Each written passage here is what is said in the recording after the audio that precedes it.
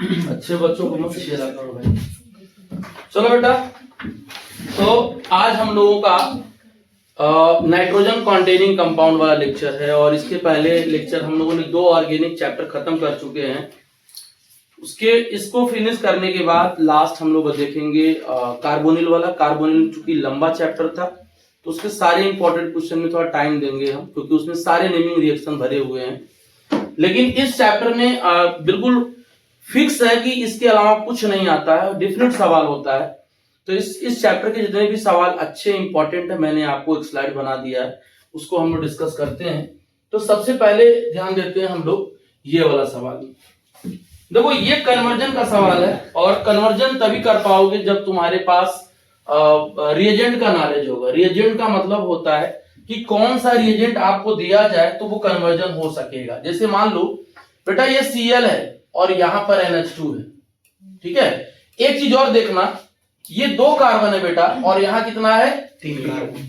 तो इसका ट्रिक मैं आपको बता रहा हूं। अगर आपको कार्बन इंक्रीज करना है किसी भी कंपाउंड में, तो आप Cn का यूज कर लेना। ऐसा करना कि उसमें Cn आ जाए तो एक कार्बन मिल जाएगा। तो देखो ध्यान से बेटा, ये अच्छे सुनना अच्छे से, CH3 CH2 Cl है बेटा। सबसे पहले KCl से रिएक्शन करा दो। KCl से आप हेलोलिन में पढ़े हो ना कि KCl साइनो देता है और AgCl आइसोसाइनो देता है ना।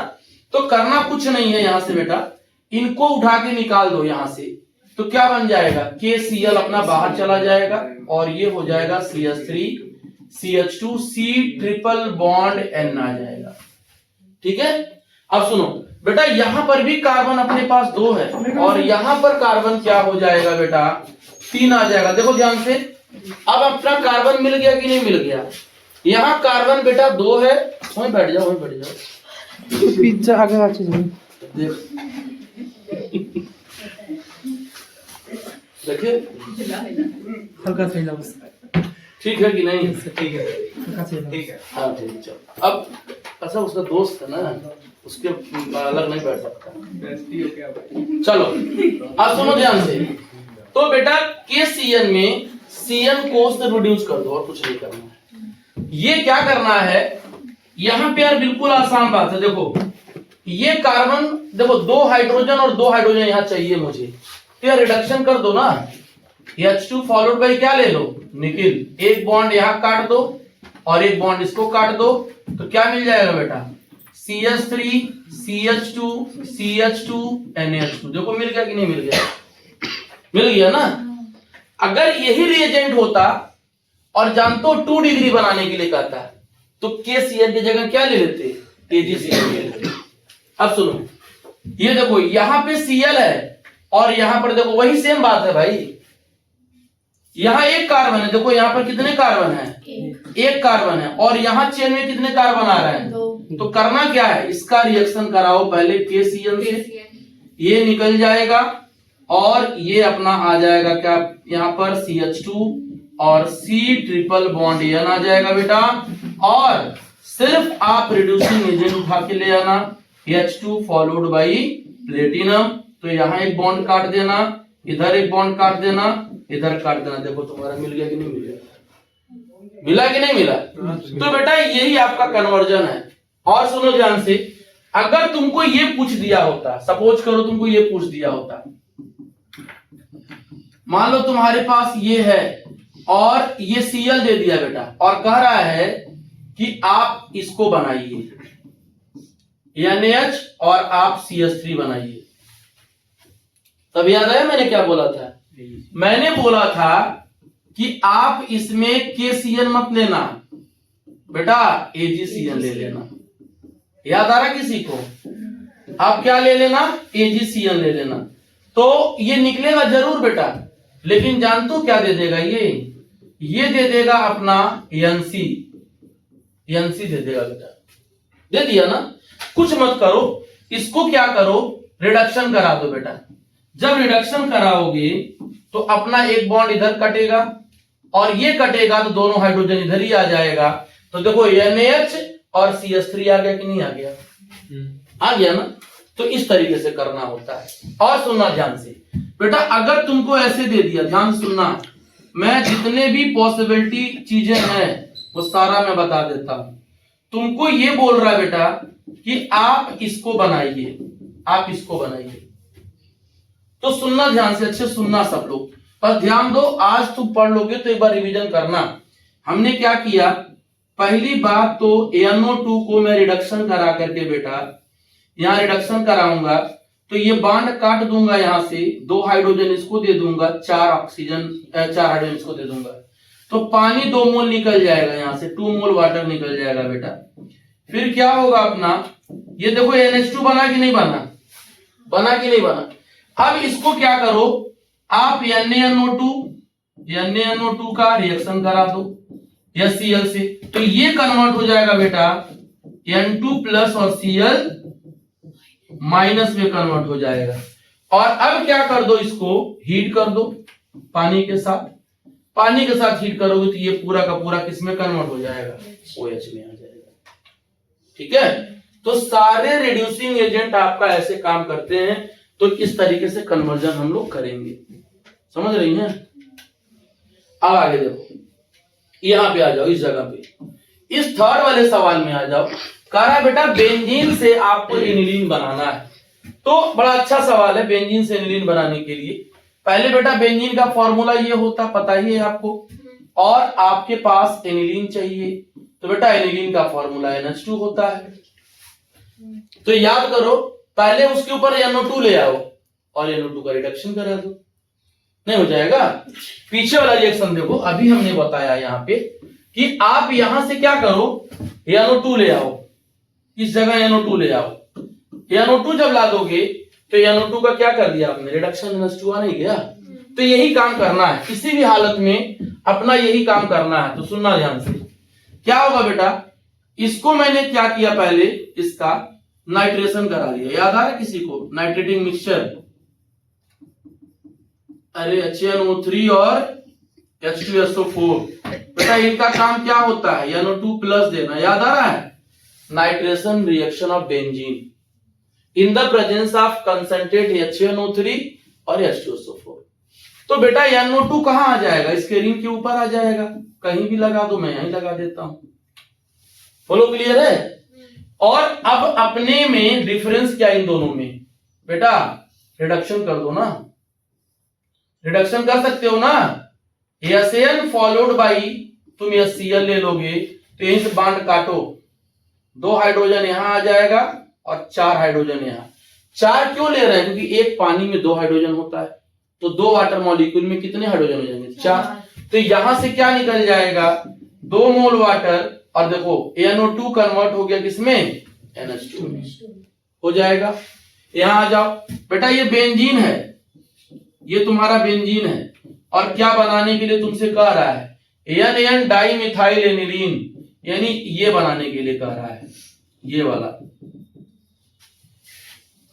एक नाइट्रोजन से एक मिथाइल, एक नाइट्रोजन से एक मिथाइल, उससे क्या करते हैं, NN डाइमिथाइल एनिलीन का, क्योंकि ये पूरा का पूरा ये क्या कहलाता है, एनिलीन कहलाता है, और एक्चुअली ये एनिलीन का डेरिवेटिव है, इसीलिए वो एनिलीन बोल रहा है।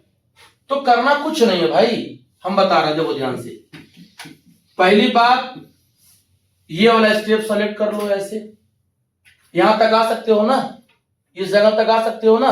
सुनना बेटा, ये आप HNO3 ले लेना और कंसंट्रेट H2SO4 ले लेना, ये भी कंसंट्रेट है, और इन दोनों से मिलके क्या बना जाएगा, NO2 प्लस नाइट्रेशन हो जाएगा, और ये बेटा आ जाएगा NO2।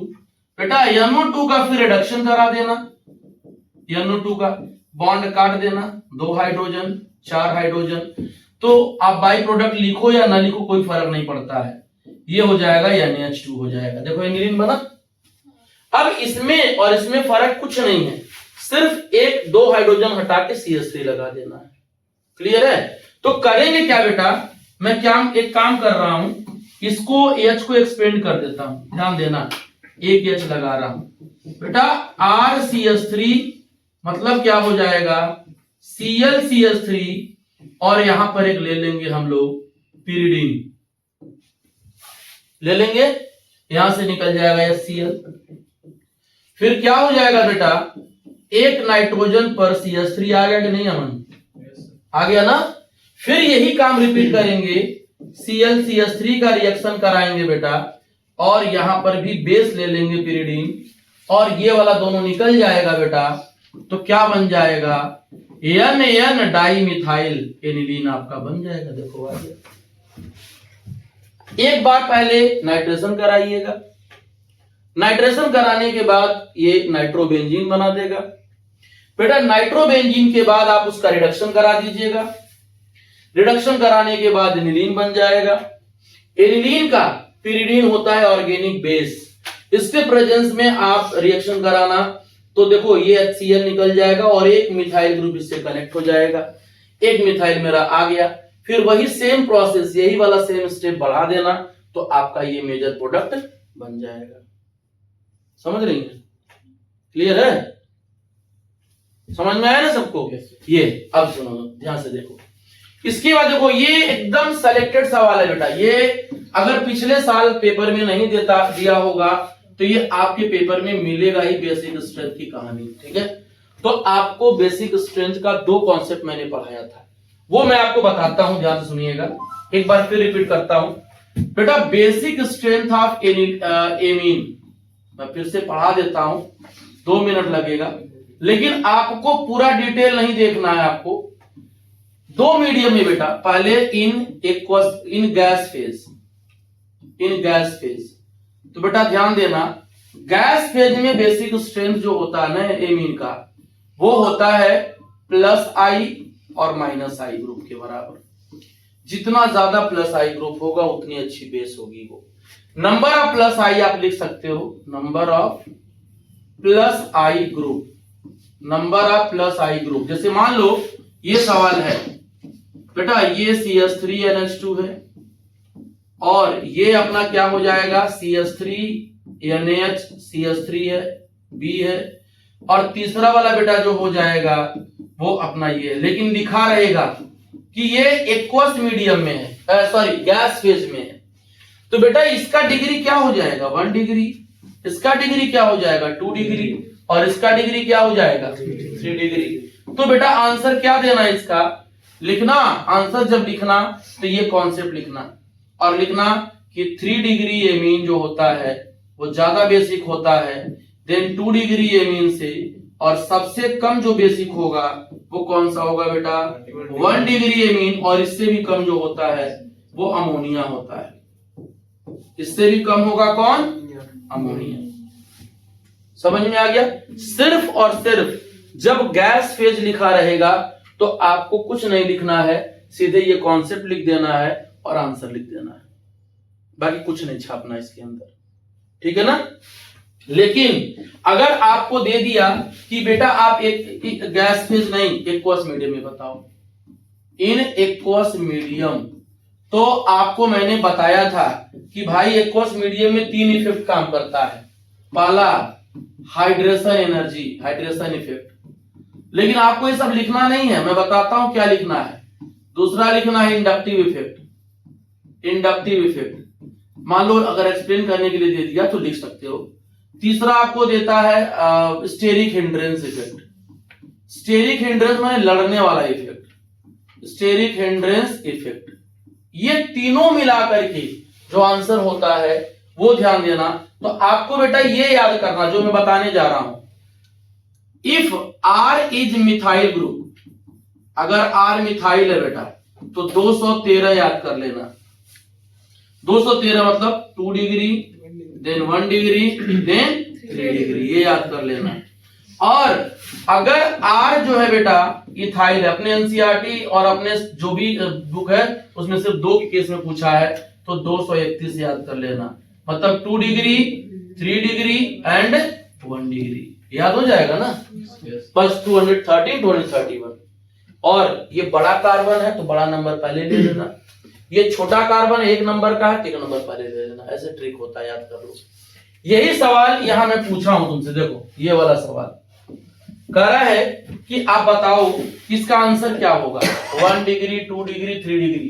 बेटा ये बेसिक स्ट्रेंथ R दिया रहेगा, RCH3 दिया है, तो बताओ पानी के अंदर पूछ रहा है, तो RCH3 तो क्या हो जाएगा 213। इसका मतलब पहले 2 डिग्री लिख देना, फिर 1 डिग्री, फिर कौन सा हो जाएगा 3 डिग्री। और अगर ये दे देता कि बेटा R इथाइल ग्रुप है, R क्या है इथाइल है, तब क्या लिखते 231 लिख देना। अब इससे आसान तुमको नहीं मिलेगा, यही तरीका याद करने का है और कुछ नहीं। आगे चलो बेटा, गैस फेज में मैंने पढ़ाई दिया तुमको, R कुछ भी हो, R से कोई लेना देना नहीं है। R कुछ भी दिया रहेगा बेटा, यहाँ इंडक्टिव इफेक्ट काम करता है, तो बेसिक स्ट्रेंथ क्या होता है +I और -I। तो यहां से आपको कुछ सोचना ही नहीं है, 3 डिग्री ज्यादा, then 2 degree, then 1 degree, then कौन सा लेके चले जाना, अमोनिया को लेके चले जाना। इसके अलावा आपको कुछ भी नहीं मिलेगा। ठीक है ना, समझ में आ रहा है ना, गलती नहीं करना है। इसीलिए लास्ट में देखो, लास्ट का जो रिवीजन होता है वो बहुत काम आता है, बहुत फायदेमंद होता है, वो दिमाग में छप जाता है। साल भर पढ़ी हुई चीज नहीं दिमाग में छपता है, लास्ट में पढ़ी हुई चीज बहुत जल्दी दिमाग में छपता है। तो ध्यान से देखिए। हाँ, इसमें देखो एक सवाल है, ये भी आपके पेपर के लिए काफी इंपॉर्टेंट है। कहता है कि आप एनिलीन और एमीन, ये एलिफैटिक है बेटा। ये क्या पूछेगा कि एक बात बताओ, एलिफैटिक एमीन और एरोमेटिक एमीन में कौन ज्यादा बेसिक है? तो लिखने का तरीका देखना, मैं पहले तुमको समझाता हूं। बेटा एलिफैटिक में क्या होता है, RNH2 होता है बेटा, ये लोन पेयर है। बेस इसीलिए कह रहा है ना, इसलिए लोन पेयर डोनर है। बेस वही होता है जो लोन पेयर क्या होता है, खुद को किसी को डोनेट करता है। अब सुनना, पहले आप समझ लो तब मैं बताता हूं लिखने का तरीका। ये गरीब है, ये इंतजार कर रहा है इलेक्ट्रॉन मुझे कोई देगा, ये भी आया देने, और बेटा ये एनिलीन भी इलेक्ट्रॉन देने आ रहा है। अब सवाल ये उठता है कि कौन इजीली देगा, तो ध्यान देना बेटा, ये +I वाला इफेक्ट है, तो ये तो इलेक्ट्रॉन देगा, जल्दी से देगा, तो ये अच्छी तरीके से डोनेट भी करेगा। लेकिन यहां तो ये डीलोकलाइजेशन में पार्टिसिपेट कर रहा है ना। ये लोन पेयर रिंग के साथ कॉन्जुगेशन में है, तो इनको देने के बजाय वो रिंग के अंदर क्या कर रहा है, डीलोकलाइजेशन कर रहा है। क्लियर है ना। तो आपका एलिफैटिक ऑलवेज बेटा, aliphatic amine is more basic than aromatic. तो रीजन क्या लिखना, रीजन लिखना due to unavailability of lone pair electron of nitrogen in aniline, it is less basic than aliphatic amine। और थोड़ा सा इसमें तो आप छोटा सा लिख देना कि it increase electron density, increase electron density, इसलिए उसकी बेसिक नेचर ज्यादा हो जा रही है। भाई ये इंतजार कर रहा है कि कोई मुझे इलेक्ट्रॉन देगा, इसके साथ भी वो जाके इंतजार कर रहा है, लेकिन ये इनको देने के बजाय वो खुद के चक्कर में है कि भाई हम भी तो स्टेबल हो जाए। तो अपनी स्टेबिलिटी मेंटेन करने के लिए वो अपने जो लोन पेयर इलेक्ट्रॉन है वो रिंग को देने लगता है, खुद को स्टेबलाइज करने के लिए। इसलिए मैंने लिख दिया है कि due to unavailability of lone pair electron in aniline, और अगर ब्रैकेट में कुछ लिखना है तो लिखना ड्यू टू डीलोकलाइजेशन, डीलोकलाइजेशन, बस ब्रैकेट बंद कर देना। कोशिश करना जितना अच्छा तरीके से आप सेंटेंस बना सको, एग्जामिनर उतना अच्छा आपको समझेगा। ठीक है, घुमाने का काम नहीं करना कि 2 लाइन का आंसर लिखना है और आप 6 लाइन 8 लाइन भरमा रहे हैं उनको, ये कभी नहीं हो सकता है। और ये दिमाग में नहीं होना चाहिए कि कोई भी टीचर बिना पढ़े नंबर देता है, वो लाइन बाय लाइन पढ़ता है तब उस पर नंबर चलता है बोर्ड एग्जाम में। तो ये ध्यान देना है। तो आपको कुछ नहीं करना है, ये लिखा देना है। बहुत डिटेल अगर इसका कॉन्सेप्ट चाहिए तो बेसिक स्ट्रेंथ क्या होता है बेटा, स्टेबिलिटी ऑफ कॉन्जुगेट एसिड, पढ़ाया हूं ना। जितना ज्यादा स्टेबल कॉन्जुगेट एसिड बनाएगा उतना अच्छा वो बेसिक स्ट्रेंथ का होता है। कॉन्जुगेट एसिड मतलब क्या है, ये लोन पेयर दिया और RNH3 बना दिया।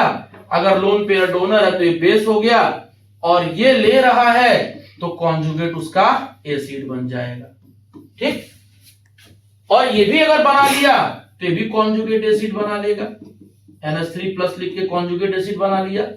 अब सुनना, इसकी स्टेबिलिटी जब बात करोगे तो number of plus I minus I directly KB inversely pKb. PKb जानते हो क्या होता है? केबी का उल्टा। केबी ज्यादा तो बेसिक स्ट्रेंथ ज्यादा, केबी पीकेबी ज्यादा तो बेसिक स्ट्रेंथ कम। बस इतना याद रखना। ये दोनों उल्टा देखना। पी मतलब रिवर्स, पी मतलब उल्टा। तो जितना ज्यादा केबी की वैल्यू उतना बेसिक स्ट्रेंथ। डाटा से पूछ देता है कि why aniline have more pKb value than amine. सुनो क्या बोल रहा हूं, why aniline have more pKb value than amine. तो बोल देना कि basic strength of aniline is lower than aliphatic amine. ठीक, वही तो बोल रहा है वो, जो वो बोल रहा है ना वही लिख के और अच्छे से अंडरलाइन कर देना, तुम्हारा नंबर उठ जाएगा वहां पे। क्लियर है? हो जाएगा? समझ रही हैं? कितनी लग रहा है? चलिए यहाँ ये देखो क्या कह रहा है, ये देखो क्या कह रहा है बेटा। ये NH2 है और ये क्या है? डायोटाइजेशन नहीं आ रहा है, तो डायोटाइजेशन मैंने क्या बनाएगा? डाइजोनियम बना देगा ना भाई। तो ये बन जाएगा N2+ और Cl हो गया। यहां आ जाओ, सैंडमेयर है। सैंडमेयर क्या करता है? इसको उड़ा के Cl लिख देता है। बहुत सही, क्लोरोबेंजीन। ये भी वही है, ये आई लगा दो तो आइडोबेंजीन हो जाएगा। ये आज आपका हो जाएगा आइडोबेंजीन, ये आइडोबेंजीन हो जाएगा। और सुनो, तो कोई दिक्कत है इसमें?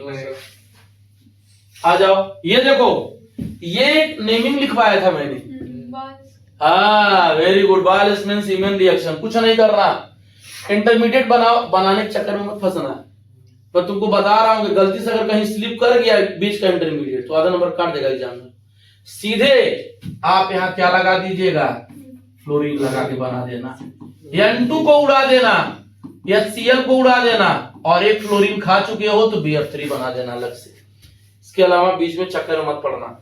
ये देखो क्या कह रहा है, हीट कर दो भाई। हीट करोगे तो इनको क्या मिल जाएगा? OH। तो क्या बना लेगा ये? फिनॉल। और क्या निकल गया? N2। और क्या निकल गया? बोलो समझ में आया कि नहीं आया? आगे चलिए, ये देखो, ये कन्वर्जन। इस कन्वर्जन से तुमको एक फायदा होगा कि कम से कम कॉन्सेप्ट क्लियर हो जाता है इसमें। सुनना, Br हटा को क्या बना दो? यहाँ Cn लगा दो बेटा। Cn लग गया। अब सुनना, ये क्या करता है बेटा? रिड्यूसिंग एजेंट है, तो ये रिडक्शन करेगा बेटा। बांड काटो फटाफट एकदम, और काट के क्या बना दो? CH3 CH2 NH2 बना दो भाई। और सुनना, ये क्या कर रहा है? इसको देखो, ध्यान सुनना। ये आप कंफ्यूज हो सकते हो कि सर डाइजोनियम बना दे क्या? बिल्कुल अल्कोहल बनेगा। ऐसे देखो, HO NO कर देना, कर दोगे? और ऐसे काट देना, इसे ऐसे काट देना। O इधर लगा दो, N बीच में, OH बीच में, तो क्या बन गया बेटा? ये हो जाएगा CH3 CH2 OH by product. No need to write the answer by in the form of by product. बस हो गया, बन गया अल्कोहल। और सुनना, ये देखो, इनको H चाहिए भाई। अरे कैसे? ये एसिड और ये बेस लोन पेयर वाला बंदा है, तो बेस होगा। यहां से OH उड़ाओ, H उड़ाओ, बन गया। क्या बन गया? ये अमाइड। क्या बन गया? अमाइड बन गया। और एक चीज पढ़े हो तुम, इनको पहचानो जरा, इनके रिश्तेदार को।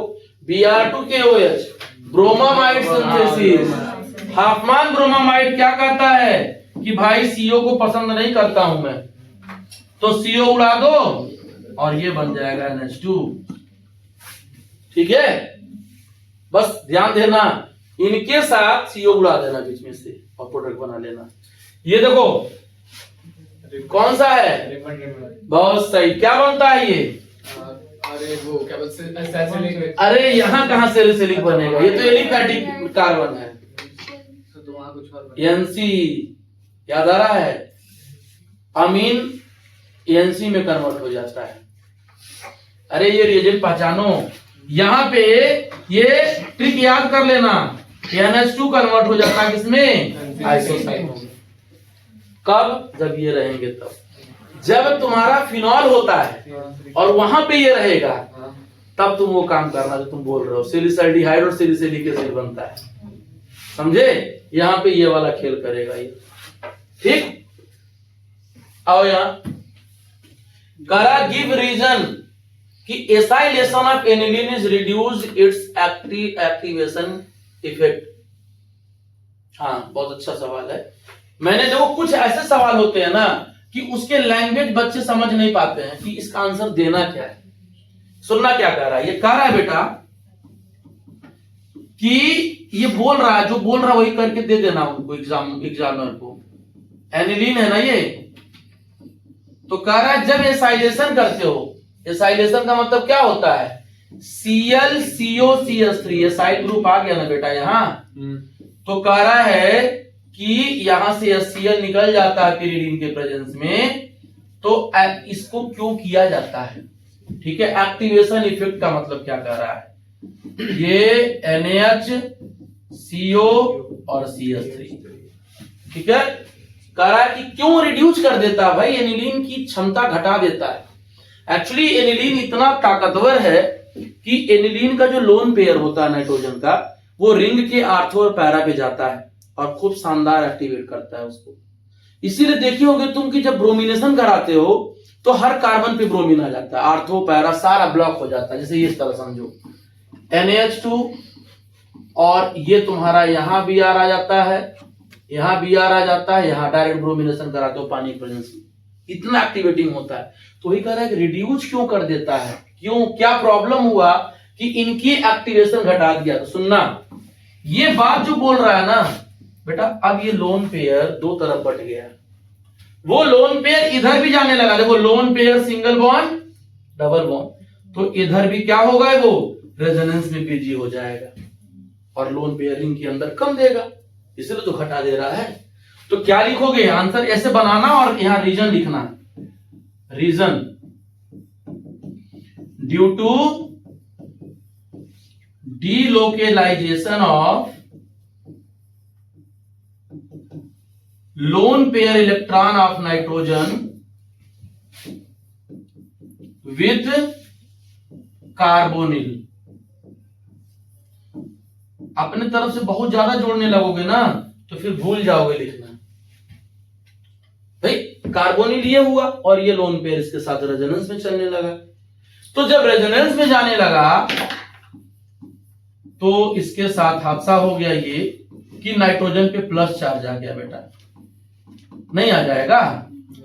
और नाइट्रोजन में प्लस चार्ज आना ये तो चाह रहा था एसाइलेशन, कि जितना ज्यादा नाइट्रोजन तकलीफ में जी रहा था कि प्लस चार्ज के आने की वजह से, इसीलिए वो अब रिंग के अंदर इलेक्ट्रॉन सोर्स नहीं हो पाएगा, वो रिंग को इलेक्ट्रॉन नहीं दे सकता है।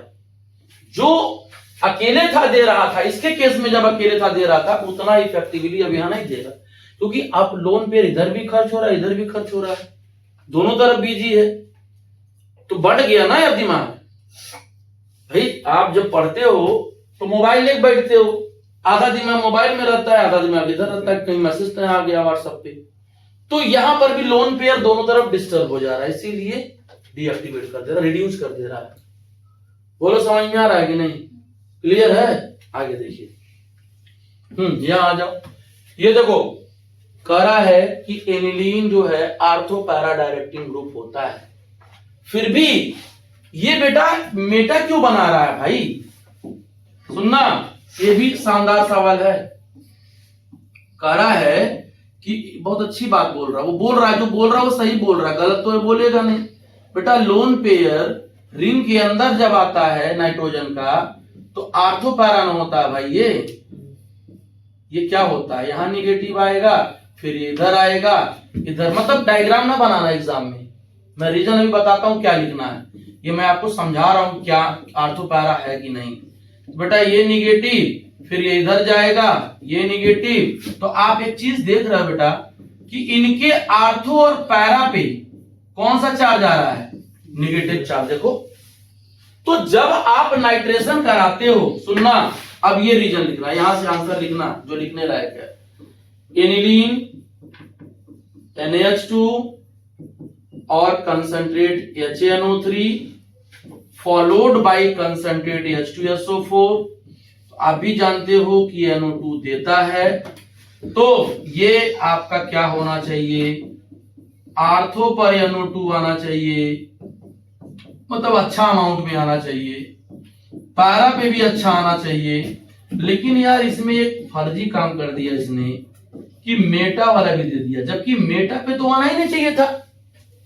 भाई आप रेजोनेंस सब देख रहे हो तो तुम ये देख रहे हो कि यार आर्थो पे देखो, आर्थो पे तुम्हारा निगेटिव आ रहा है, तुम्हारा पैरा पे निगेटिव आ रहा है, फिर तुम्हारा आर्थो पे आ रहा है। तो जब aniline ortho para directing group है तो यार एक बात बताओ, क्यों इसके मेटा पे NO2 मेटा पे क्यों गया? NO2 पे तो प्लस चार्ज, मेटा पे तो प्लस चार्ज है, तो प्लस प्लस तो रिपल्सन होना चाहिए था और अच्छा खासा अमाउंट बनाता। मुझे लगता है ये 52% के आसपास बनाता है, ये 2% बनता ही है, ये 48% के आसपास बनता है लगभग। कम थोड़ा देख लेना, ये मैनेज कर लेना, 20 हमको लग रहा 50 के आसपास ले लो। फिर भी मेटा को तो बनना ही नहीं चाहिए था। आर्थो पे और पैरा पे बन रहा, अच्छी बात है, मेटा पे तो बनना नहीं चाहिए था। तो इसका रीजन क्या है? ध्यान से सुनना, ये दिखाना जरूर बेटा, ये मत दिखाना लेकिन ये जरूर दिखाना, और दिखाने के बाद ये रीजन लिखना कि एक बात बताइए कि H2SO4 भी तो यहां पड़ा हुआ है और H2SO4 H+ डोनर भी होता है बेटा। तो जब नाइट्रेशन हो रहा था, जिस टाइम पे नाइट्रेशन कर रहा था ये, उसी समय चुप्पे चुप्पे से, चोरी चोरी से H2SO4 अपना H देने लगा। किसको देने लगा? इस नाइट्रोजन को। और सुनना, उस समय क्या इसने किया प्रॉब्लम, और वो NO2 को पता भी नहीं चला, मतलब कि एसिड को। ये जब लोन पेयर H+ के साथ मिलने लगा, मैं लिख देता हूं यहां, फ्रॉम H2SO4, तो ये अपना लोन पेयर इसको देने लगा और एसिड बेस रिएक्शन करके वो NH3+ बना दिया, एनिलीनियम आयन। ठीक है ना? और जानते हो तुम कि बेटा जब किसी बेंजीन से अटैच एटम पे पॉजिटिव चार्ज आता है तो रिंग से इलेक्ट्रॉन खींचने लगता है, रिंग से इलेक्ट्रॉन भी ड्रॉ करने लगता है। और आपको पता है बेटा कि इलेक्ट्रॉन विथ ड्राइंग ग्रुप जो होता है वो आपका मेटा डायरेक्टिंग ग्रुप होता है। मतलब क्या कह रहा है कि मेटा पे कौन सा चार्ज आता है? निगेटिव चार्ज आ जाता है, तभी तो मेटा पे नाइट्रो आ रहा है। लेकिन तुम लोग एग्जाम में पक्का भूल जाओगे मुझे लैंग्वेज लिखना क्या है, तो ये जरूर लिखना, यही लिख देता हूं, due to the formation of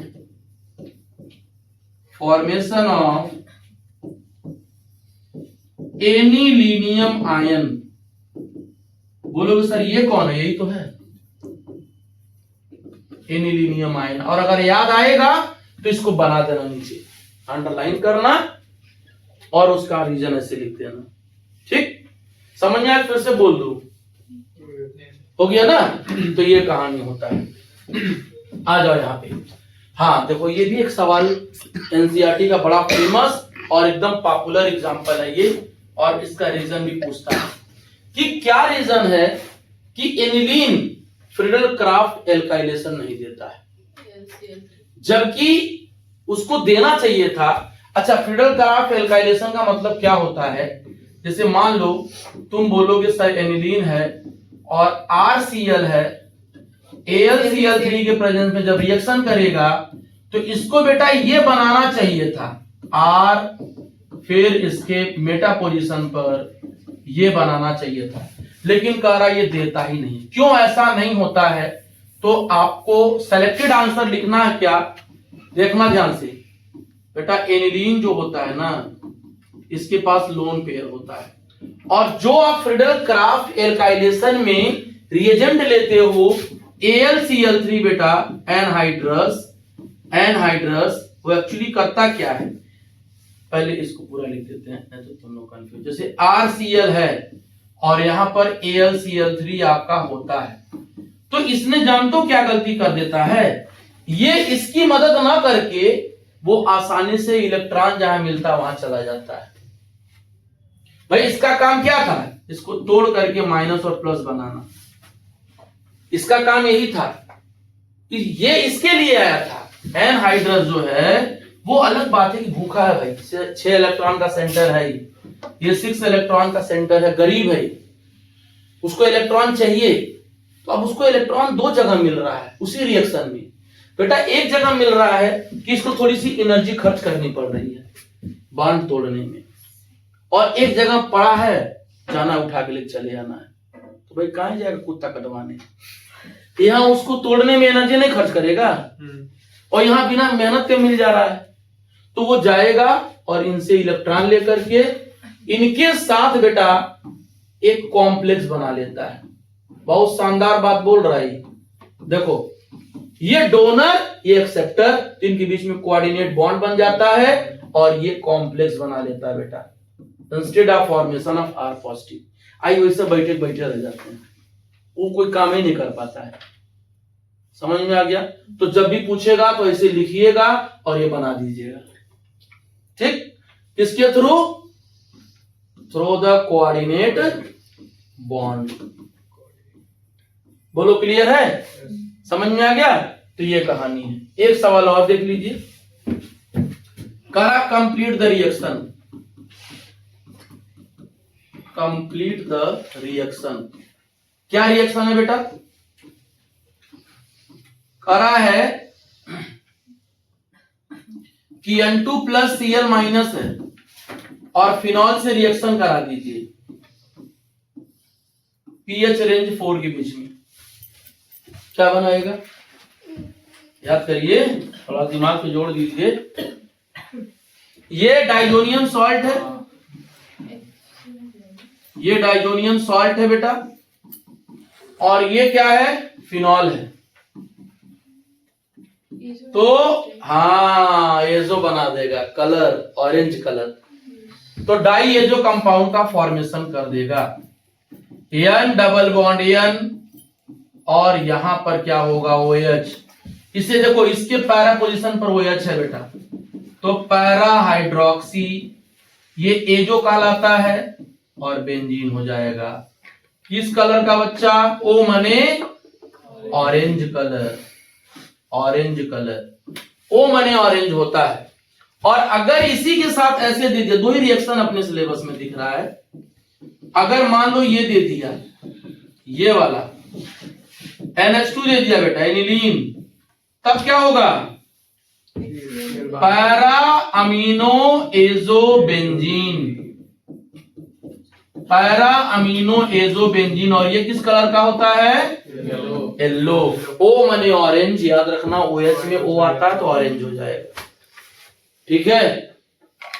तो इस चैप्टर में हो जाएगा कि नहीं? लग रहा है नहीं थोड़ा सा कि हाँ मैंने अंदर से आत्मा बोल रही है, ठीक है? कल हम लोग कार्बोनिल स्टार्ट करेंगे। कार्बोनिल में 2 दिन चाहिए क्योंकि बड़ा चैप्टर है थोड़ा, 2 दिन का सवाल हम लोग करेंगे, फिर उसके बाद बायोमॉलिक्यूलर को हम पढ़ा देंगे, ठीक? चलिए